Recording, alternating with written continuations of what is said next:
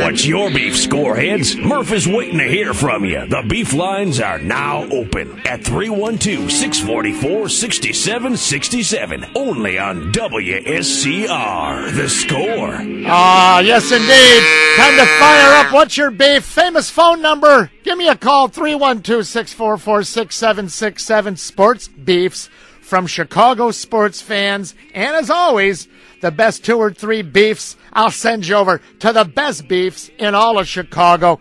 Lunchtime, Browns, an Italian beef, an Italian sausage. Put them together. Call it a combo for President Frank Portillo. Hey, there's a Browns just up ahead. Hit him up! Move him out! We want to know what's bothering you in the world of sports. Give Murph a call at 312-644-6767. That's 312-644-6767. And tell him what's beefing you in the world of sports. What's Your Beef is brought to you by Brown's Chicken Sandwiches and Catering. It tastes better. Oh, man, look at the phone lines are jamming up right now. When someone hangs up, dial in quickly, and I will reward the best beefs with the trip over to Brown's. You know the great thing about Brown's, not just the great chicken. By the way, your wife working all day, she's going to make dinner tonight for you and the kids. Stop on by Brown's, pick up chicken dinner, take it home for everybody from Brown's. Go to brownschicken.com at work right now. Find the Brown's location. There's 50 of them nearest you. Let's go to the phone lines. See what the fans are beefing about. Remember, it's not a specific person. It's a general sports philosophical beef. Let's bring in Ron up in Lindenhurst. Hello, Ron. Hey, Murph, how are you today? I'm fine. Ron, you know, it's a beautiful day. I hate to be beefing about anything, but I know you got something to beef about. What's your beef? I got this beef. It's almost 100-year-old beef, Murph. My beef is with the Cubs front office, making no move. The president quit. raising ticket prices. They look like they're looking forward to being a 100-year loser. Well, gotta give. You know what, Ron? I think the one thing that they're really going to miss is John McDonough. I believe that he's the guy that had the 25-year history. He sort of knew what was right, what was wrong. He had a pretty good feel for things, and he was the buffer between, you know, a Jim Hendry and a Crane Kenny over at the Tribune. Now there's no buffer. I'm not worried they haven't done nothing yet. The winter meetings are going to start big time this weekend. Ticket prices go up all the time for every club out there. As long as they put the money back into payroll, I can live with it. But, Ron, they are going to miss that president who up and quit him to take a job across town. I agree with you there, buddy. Yeah, and now who knows where they're going to go. It's just like we're starting from scratch, and now we got looking forward to the next 100 years, Murph. I don't know. You know what? I always have this little thing, Ron. Let's do this. Let's wait until around April 1st and see what the 25-man roster looks like. What do you say? I'll wait, but I've been waiting 45 years. Nicely played. Thanks, Ron. Oh, I couldn't convince Ron. I think it's only fair to wait until opening day for any sport to see what they do put together. Let's bring up, man, I'm getting hungry right now. I wish I was driving down the street. I'd pull right into a Brown's, and I'd get Maxwell Street Polish, grilled onions, yellow mustard, maybe on the side a meatball sandwich, bloop, right on Superfan Dan's tie. Tony, Hobart, Indiana. Hello, Tony. What's up, Murph? Hey, Tony, you are. What's your beef? Man, my beef is you talk all about the Cubs starting rotation. Where's Mark Pryor going to factor into that? Well, you know what? Mark Pryor's not going to be ready to pitch till midseason. We'll talk about this a little bit later. I'm hoping that the Cubs and Pryor do work out a low pay this year, but the key, here's the key, Tony, the Cubs have to insist on a club option for 09, so if after all the rehab and all the money, if this knucklehead is able to pitch, the Cubs would have him locked up, otherwise they go bye-bye. I think you should pay the Cubs for one season. I agree. Thank you very much. Heck, I'll come out to your house and give you this money. No, I'm not. Not me. Let's go to Des Plaines is Lynn. Hello, Lynn. Hey, how are ya? Hey, Lynn, you got a little Harry Carey sound. Hey. All right, Lynn, what's your beef? My beef is to all the supposed Bears fans that left the game on Sunday when the Bears were down by 14, and I stuck it through. I was so mad at them. Plus, I'm sitting in the second row of the section I'm in, and I can't see the game because they're all leaving to get to their cars early. Well, Lynn, let me ask you this. I was going to at first say, now, Lynn, you were home, nice and warm and dry, watching the game on TV, but then you tell me you were there. It had to be brutal. It was cold. The wind's whipping. The rain's going sideways. The Bears are losing. You stayed, and your view was blocked by the fans that left early? Yes. I was sitting there in the second row and trying to watch the game with my kids, and all of a sudden, they're down by 14. Oh, well, they've been there before, and all these fans are leaving, and they also were leaving before the overtime. I got an idea. Why don't you do this? Take your kids over to Browns. You're a winner. Great beef. Great beef. Go visit my friends at Browns. It tastes better. Okay, Lynn? Thanks. Hang on. No one leaves Browns, really. Are you kidding me? Let's go to, that says here Minneapolis, Minnesota. Is that Mike? Hey, Murph, how you doing? I'm fine. Hey, Mike, are you listening 670thescore.com, or are you driving around with your aerial way up high in your car? Oh, no, I'm streaming. Streaming without the aerial up high in the air. All right, what's your beef from Minneapolis, Minnesota, Mike? Well, Murph, yesterday, Benson got hurt on Sunday, and then you hear all the fans Sunday night, Monday, who are like, oh, it's great. We're happy that Benson's hurt because now we can see Adrian Peterson and Garrett Wolf. Adrian Peterson's been a backup for 7 years, and there's a reason why, because he's not as good of a running back as Benson. Benson may have been struggling, but Peterson and Wolf, not better. So Bears fans who are cheering, celebrating an injury, that's what's beefing me, Murph. Well, I'll tell you what, Mike, Adrian Peterson does deserve a shot. I know you even agree with that. He has been third string. Agree, yeah. He has been third string. It'll be great to see what he can do. But here's where the fans, I believe, are a little bit short-sighted. The depth chart now is very, very thin, and even though Benson maybe has not been my favorite, your favorite, anybody's favorite, now look at what you got. Depth chart very, very thin, and I believe that the fans will say, hey, you know what? I wish Benson were here, even if he was third on the depth chart right now, even if it was behind Garrett Wolf. You'd like to have all three of them. Yeah, we got 2 left, so we'll see. You got it. Mike from Minneapolis. Thanks, buddy.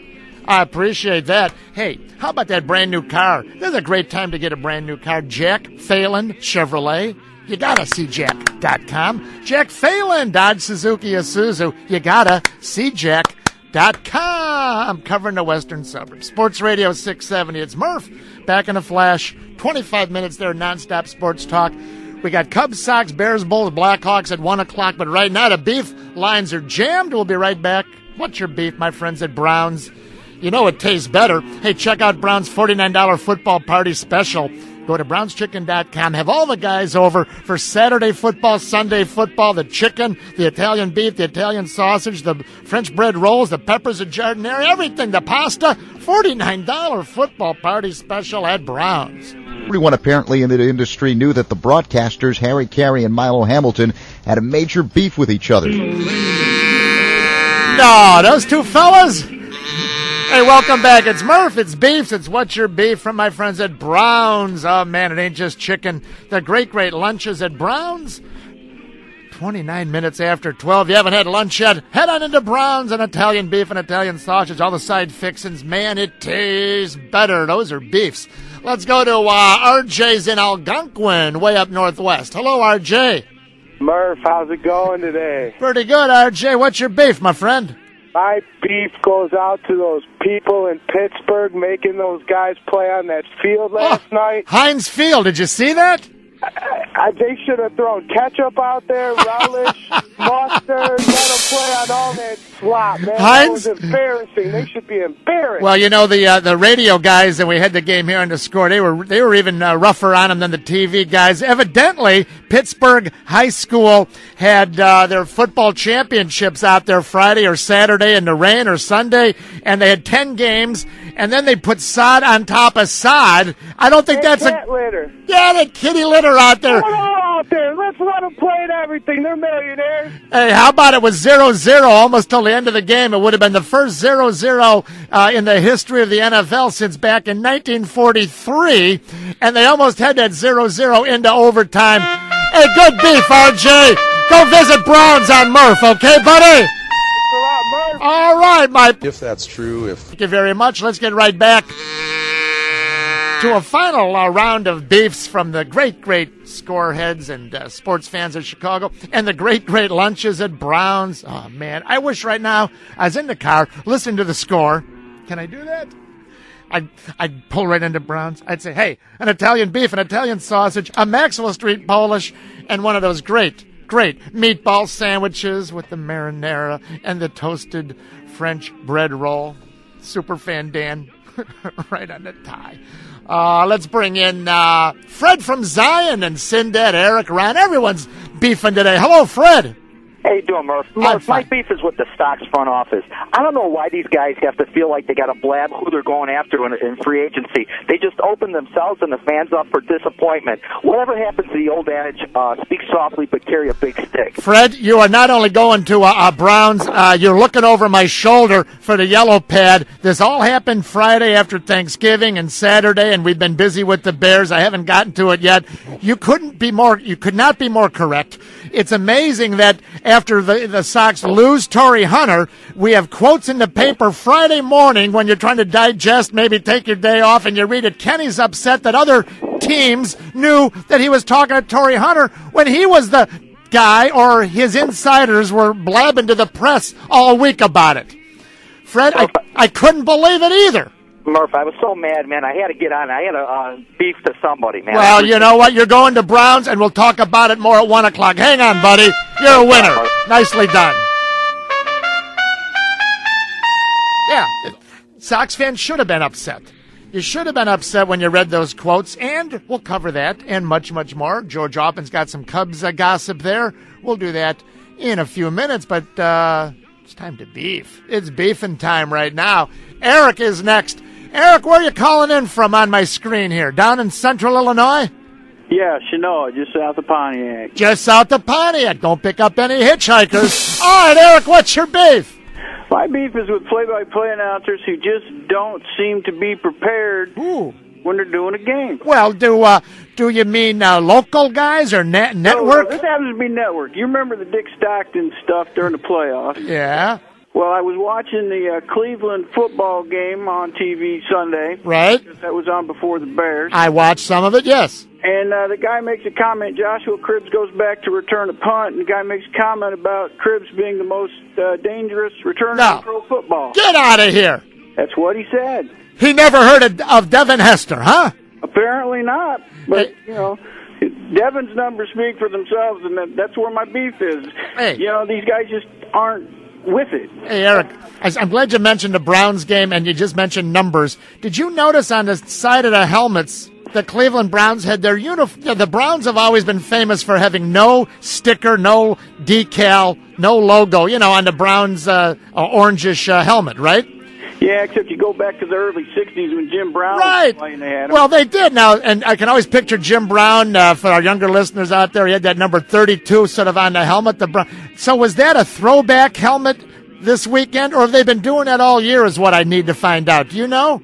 I think it was a throwback, but you couldn't tell by the jerseys. No. Well, that's because the jerseys haven't changed. No, they haven't. Nicely done. Hey, Eric, you're a good sport, and I'd send you to Browns, but I don't think there's any down near Pontiac, but come on up to Chicago. I'll treat you next time, okay, buddy? Go to Chicago a lot. You do? You do? Hang on, then. Hang on. You're going to go to Browns next time you're in Chicago, okay, Eric? Woo, boy. Thanks a lot, buddy. Appreciate it. How about this now? Aaron Rowand? See Mark Gonzalez today, Sox fans, in the Tribune. Aaron Rowand. General Manager Kenny Williams may turn to Aaron. We got a lot of baseball to cover a little bit later in the show. Final couple beefs, though. Let's go to Southside Ron on the score. Hello, Ron. Hey, Murph. What's going on? Fine, pal. Hey, what's your beef? Hey, my beef is with NFL linemen that are stealing money from a team, and they're continually allowed to play when they constantly make mistakes. Well, you know what? It must be, and I agree with you, but Ron, it's got to be a position that the general managers are having a tougher time than ever to fill. I don't know why. You would think that big kids in high school, college, you'd think there'd be offensive linemen shake a tree and go down on Rush Street. There's some bartender could do it, but it must be a tougher position to fill because it's really gone downhill, hasn't it? Yes, it has. Wow. And the Bears, they're hurting for certain by next year. They got 2 or 3 slots on that front 5 to replace or upgrade, it appears. Thank you, buddy. Sindad, Carol Stream is next. Hey, Sindad. Murph, how you doing? Hey, by the way, I don't want to put the pressure on you. You're my final beefer of the day. I'm putting the pressure on you. I think I got a good one here. What's your beef? My beef is with the NFL Network and their inability to recognize that the Thursday night play-by-play is horrible. It's like a high school game. It was that way last year, and they brought the same thing back to us this year. What is going on over there? Who makes this decision, Murph? Well, I'm glad you called, Sindad, and I want to ask you something else. I do not have that particular NFL package, and this Thursday, maybe the biggest